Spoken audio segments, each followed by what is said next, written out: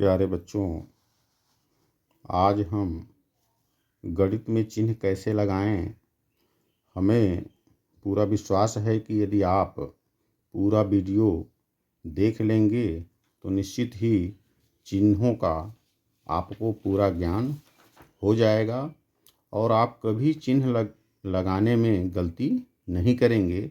इसलिए आप लोगों से निवेदन है कि आप इस वीडियो को पूरा देखें। ठीक है। अब देखिए, सबसे पहले हम यहाँ देख रहे हैं कि पहली संख्या धनात्मक हो, ठीक है, और दूसरी संख्या भी धनात्मक हो तो उनका आपस में जब गुणा करते हैं तो कौन सा चिन्ह आता है। तो इसका हम एक उदाहरण दे देते हैं। देखिए, 2 एक धनात्मक संख्या लिए और 3 भी धनात्मक संख्या लिए। अब इन दोनों का गुणा करने पर हमेशा धनात्मक संख्या ही आता है। देखिए, 2 तिहाई 6 आया, जो धनात्मक प्राप्त हुआ। इसलिए धन और धन का जब गुणा करेंगे तो हमेशा धन ही मिलेगा। ठीक है। इसके बाद देखिए, अगला दिया है कि ऋण और ऋण का गुणा करने पर हमको क्या मिलता है। ठीक है। तो देखिए, यहाँ पे हम 2 संख्याएं ले लेते हैं, -2 गुणे -3। ठीक है ना। तो देखते हैं क्या मिलता है कि -2 माइनस और माइनस हमको मिला क्या, प्लस मिला। ठीक है ना। तो 2 तिहाई 6, मतलब 2 ऋणात्मक संख्याओं का जब गुणा करते हैं तो हमेशा हमको धनात्मक संख्या प्राप्त होती है। ठीक है। अगला है कि एक धनात्मक संख्या हो और एक ऋणात्मक संख्या हो तो कैसी संख्या प्राप्त होती है। इसका भी हम एक उदाहरण दे लेते हैं। देखिए, पहले हम एक धनात्मक संख्या लिए और गुणा कर रहे हैं एक ऋणात्मक संख्या से, तो हमारा मिल क्या रहा है कि प्लस है और माइनस है। प्लस और माइनस का गुणा हमेशा माइनस होता है। 2 तिहाई 6 आया, तो यहाँ पे धन और ऋण का जब गुणा करेंगे तो हमेशा ऋण ही प्राप्त होगा। ठीक है। अगला है ऋण और धन का गुणा करने पे हमको क्या मिलेगा। इसका पहले उदाहरण ले लेते हैं। एक पहले हम ऋणात्मक संख्या लेते हैं और एक हम धनात्मक संख्या लेते हैं। तो देखते हैं, ऋण और धन का जब गुणा करते हैं तो हमको ऋण मिलता है। 3 दूना 6, तो इसलिए ऋण और धन का गुणा हमेशा ऋण ही मिलेगा। ठीक है। अब देखिए, चिन्हों का गुणा हमारा कंप्लीट हुआ। अब आते हैं हम जोड़ पर कि धन और धन वाली संख्याओं को जब हम जोड़ेंगे तो हमको मिलेगा क्या। तो देखिए, धन वाली संख्या हम ले लेते हैं, एक 2 ले लेते हैं और एक धनात्मक संख्या हम 3 ले लेते हैं। इन दोनों को जोड़ने पर 3 और 2 5 आएगा, हमेशा धनात्मक संख्या मिलेगी। इसलिए धन और धन वाली संख्याओं को जब हम जोड़ेंगे तो हमेशा धन ही मिलेगा। ठीक है। अगला है कि यदि पहली ऋणात्मक संख्या हो और दूसरी भी ऋणात्मक संख्या है तो क्या हमको प्राप्त होता है। उसका उदाहरण देख लेते हैं। पहली ऋणात्मक संख्या -5 लिए और प्लस दूसरी संख्या -3 लिए। अब देखिए, -5 प्लस, ब्रैकेट का मतलब होता है गुणा, प्लस और माइनस, माइनस हुआ हमारा 3 है। अब देखिए, समान चिन्ह है दोनों का। समान चिन्ह होने पर राशियां क्या होती हैं, जुड़ जाती हैं। तो 5 और 3 8 हो गया और चिन्ह वही रहता है। ठीक है ना। तो हमेशा ऋण और ऋण वाली संख्याओं को जब हम जोड़ेंगे तो हमेशा ऋण ही प्राप्त होगा। ठीक है। इसके बाद है, यदि धनात्मक और ऋणात्मक संख्याओं को जोड़ने पे हमको क्या मिलता है। ठीक है ना। तो यहाँ पे देखिए 2 कंडीशन बनेगी। पहली कंडीशन हम देखते हैं, पहला कंडीशन कि हम लेते हैं धनात्मक संख्या और धन करते हैं ऋणात्मक संख्या को, ठीक है ना। तो देखिए 5 है तो 5 लिखे। अब देखिए धन और ऋण ब्रैकेट है तो गुणा हो जाएगा, तो धन और ऋण क्या होगा, ऋण होगा। आगे हमारा 2। तो यहाँ देखिए दोनों का चिन्ह जो है असमान है, एक का धन है एक का ऋण है, तो असमान चिन्ह होने पर राशियाँ घटती हैं। तो 5 में 2 हम घटा देंगे तो कितना आएगा, 3 आएगा। लेकिन ये देखेंगे कि बड़ी संख्या हाँ का चिन्ह क्या है, तो बड़ी संख्या धन में है, तो देखिए धन में हो गया। अब दूसरी कंडीशन इसका देखिए कि पहली संख्या हमने 2 लिया प्लस दूसरी संख्या हमने 5 लिया, ठीक है। तो 2 लिखे हम, अब प्लस और माइनस, माइनस 5 आया। अब देखिए दोनों का चिन्ह, एक का प्लस है एक का माइनस है, तो संख्याएं जुड़ेंगी नहीं, क्या होंगी, घटेंगी। तो घटेंगी तो 3 आएगा। लेकिन देखेंगे बड़ी संख्या का चिन्ह क्या है, तो क्या है, ऋण आता है, ठीक है। 2 कंडीशन है, इसको आप समझ लेंगे। तो हमेशा धन और ऋण को जोड़ने पर हमको दोनों कंडीशन प्राप्त होता है, प्लस या माइनस, दोनों चिन्ह मिलते हैं। अगला है कि ऋण और धन वाली संख्याओं को जोड़ने पर हमको क्या मिलेगा। तो यहाँ भी 2 कंडीशन है। पहली कंडीशन, मान लीजिए कि हम पहली संख्या -5 ले लिए और धन कर रहे हैं 2 को, ठीक है। तो देखिए यहाँ पे एक ऋणात्मक संख्या एक धनात्मक है, तो संख्याएं जुड़ेंगी नहीं, क्या होंगी, घटेंगी। तो 5 में जब 2 को घटाएंगे तो आएगा 3, ठीक है। लेकिन बड़ी संख्या का चिन्ह देखेंगे क्या है, माइनस है, तो यहाँ माइनस लगा देंगे। दूसरी कंडीशन, यहाँ पे हम ऋणात्मक संख्या लेते हैं 5 और धनात्मक संख्या लेते हैं 7, ठीक है ना। तो देखिए एक ऋण है एक धन में है, तो ये भी घटेगा। तो 7 में 5 को जब घटा देंगे तो हमेशा 2 आएगा, और बड़ी संख्या का चिन्ह धन है, तो यहाँ पे धन हो गया। कोई चिन्ह नहीं रहता है तो हम धन ही मानते हैं, ठीक है। अब अगला है 9वां नंबर। 9वां नंबर में तो यहाँ भी थोड़ा सा कर लें कि धनात्मक और ऋणात्मक दोनों चिन्ह प्राप्त होते हैं, ठीक है। 9वां नंबर बोल रहा है कि यदि धनात्मक दोनों संख्याएं हों और घटाएं, क्या करें, घटाने पर हमको कौन सा चिन्ह मिलेगा। तो यहाँ भी देखिए 2 कंडीशन बनेंगी। पहला कंडीशन 7 और ऋण 5, ठीक है ना। धनात्मक वाली संख्या बड़ी है और ऋणात्मक वाली संख्या छोटी है, इन और दोनों का चिन्ह देखिए अलग अलग है ना। तो ये क्या होंगी, घटेंगी। तो 7 में 5 घटाएंगे तो क्या आएगा, 2 आएगा। अब देखिए 2, बड़ी संख्या धनात्मक है तो धनात्मक आ गया। यदि हम बड़ी संख्या, दूसरी कंडीशन 5 - 7, देखिए ये भी धनात्मक है ये भी धनात्मक है, दोनों को हम घटा रहे हैं। तो बड़ी संख्या का चिन्ह हम हमेशा लेते हैं, ठीक है।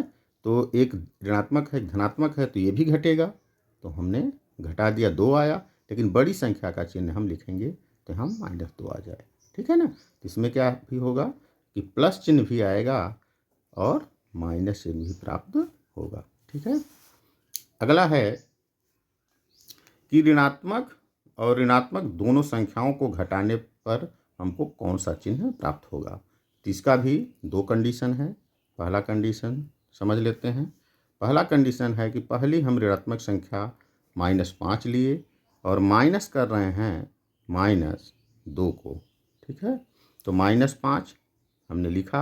अब देखिए ब्रैकेट का मतलब गुणा होता है, तो माइनस माइनस प्लस हो गया और आ गया 2, ठीक है।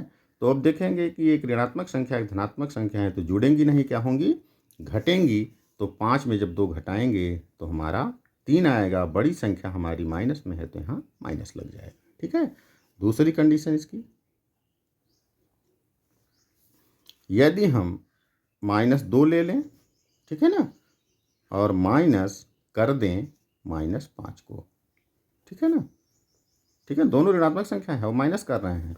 देखिए -2 तो है, अब यहाँ माइनस और माइनस हो गया प्लस और आ गया 5, तो घटाने पर 5 ये प्लस में है और माइनस में है। ठीक है ना, तो असमान चिन्ह होने पर राशियाँ जुड़ती नहीं है, क्या होती हैं, घटती हैं। तो 5 में 2 घटा देंगे तो आ जाएगा 3, और बड़ी संख्या प्लस में है तो प्लस में रहेगा।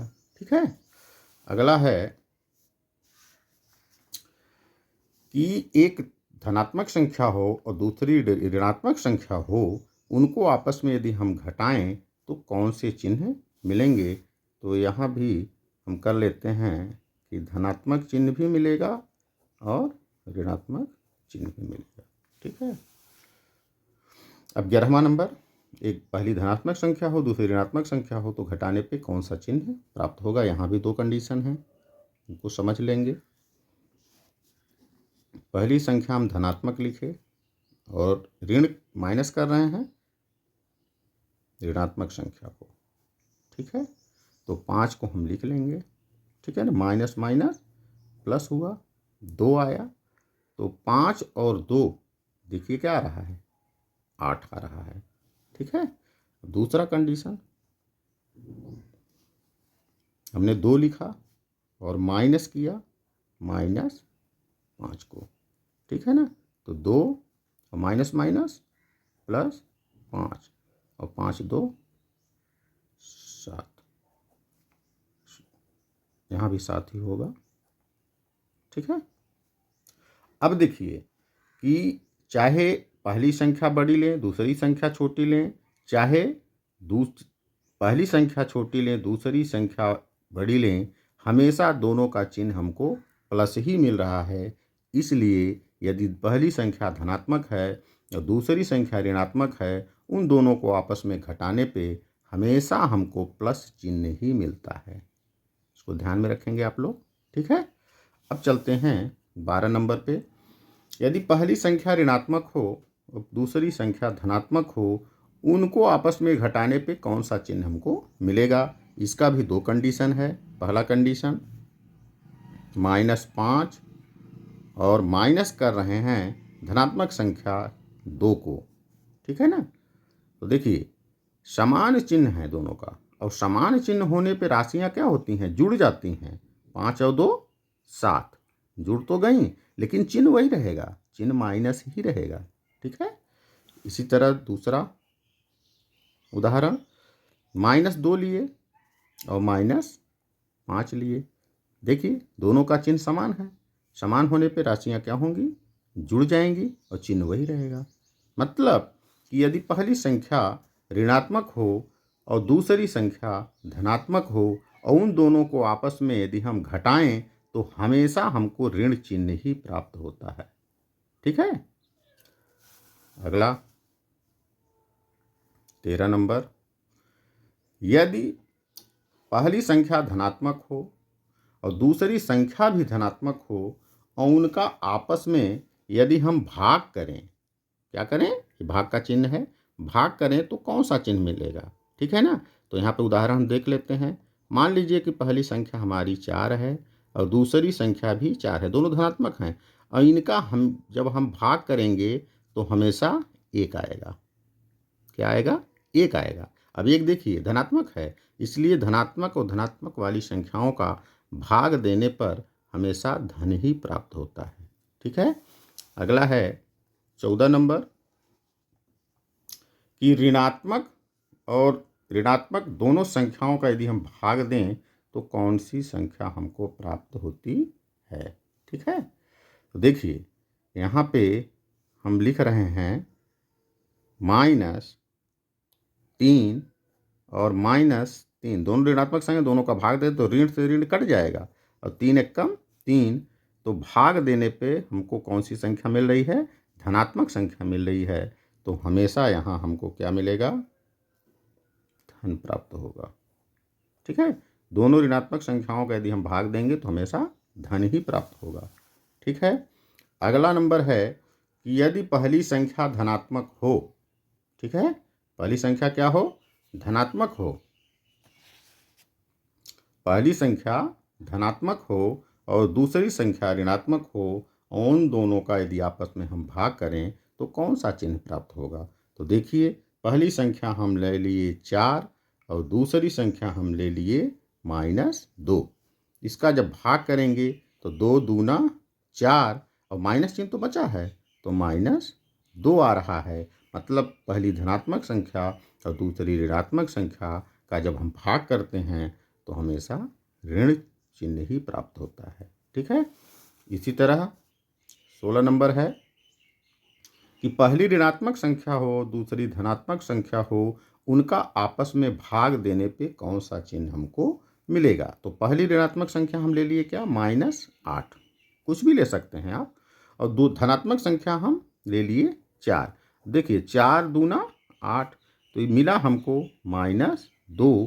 तो निश्चित है कि पहली ऋणात्मक संख्या हो और दूसरी धनात्मक संख्या हो, मतलब अंश और हर अंश जो है ऋणात्मक हो, हर क्या हो, धनात्मक हो, उनका आपस में जब भाग करेंगे तो हमेशा हमको ऋण चिन्ह ही प्राप्त होता है। ठीक है। अब देखिए, इस तरह चिन्हों का जो है कि गुणा, चिन्हों का जोड़, चिन्हों का घटाना और चिन्हों का भाग कंप्लीट हुआ। अब हम आगे दो चीज़ और सीखेंगे, इनको आप लोग याद कर लेंगे। पहला है कि समान चिन्ह होने पर राशियां जुड़ जाती हैं और चिन्ह हमेशा वही रहता है। जैसे समझ लेंगे, इसको याद भी कर लेंगे आप लोग। जैसे समान चिन्ह होने पर, जैसे 2 है, धनात्मक है, फिर हम 2 लिखे, ये भी धनात्मक है। समान चिन्ह है दोनों का, ये भी धन है, ये भी धन है। ये राशियां क्या होंगी, आपस में जुड़ जाएंगी और चिन्ह जो है हमेशा वही रहता है। देखिए चिन्ह जो है धन ही आ गया। ठीक उसी तरह यदि यहाँ हम लिखे -2 और -2, ठीक है ना, देखिए क्या मिलता है। अब ऋणात्मक दोनों हैं, अब ऋणात्मक संख्याएं दोनों हैं, तो हम यहाँ देख रहे हैं समान चिन्ह होने पर राशियां जुड़ जाती हैं और चिन्ह हमेशा वही रहता है। इनको जोड़ दीजिए तो 2 2 4 और चिन्ह क्या आएगा, वही आएगा जो ऋण है। ठीक है। उम्मीद है आपको बात समझ में आ गई होगी। अब अगला है कि असमान चिन्ह होने पर राशियां घट जाती हैं और चिन्ह हमेशा बड़ी संख्या का लिखा जाता है। इसका भी उदाहरण हम देख लेंगे। जैसे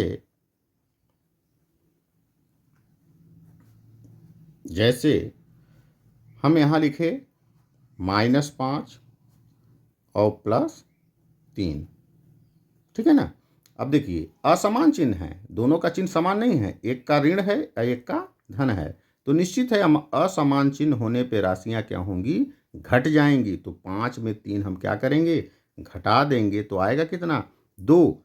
और क्या करेंगे, बड़ी संख्या का चिन्ह लिखेंगे। बड़ी संख्या हमारी क्या है, 5 है, उसका चिन्ह माइनस है तो माइनस आ जाएगा। ठीक है। अब अगला एक उदाहरण और, जैसे 7 है और -2 है, असमान चिन्ह है, इसका धन है, इसका ऋण है। अब असमान चिन्ह होने पर राशियां तो घटेंगी, 7 में 2 घटाएंगे तो आएगा 5। ठीक है ना। अब 5 तो आ गया, लेकिन अब देखेंगे इसका चिन्ह है क्या, बड़ी संख्या का। तो बड़ी संख्या का चिन्ह धन है, तो यहाँ देखिए धन में आ गया। ठीक है ना। तो इन दोनों को आप लोग याद रखेंगे कि समान चिन्ह होने पर राशियां जुड़ जाती हैं और चिन्ह हमेशा वही रहता है। उदाहरण हमने बता दिया। उसी तरह असमान चिन्ह होने पर राशियां घट जाती हैं और चिन्ह हमेशा बड़ी संख्या का लिखा जाता है। इस तरह आपका गणितीय चिन्हों से संबंधित जो वीडियो था वो कंप्लीट हुआ। और यदि आपको यह वीडियो अच्छा लगा हो तो वीडियो को लाइक करें, सब्सक्राइब करें और अपने दोस्तों को शेयर करें। धन्यवाद।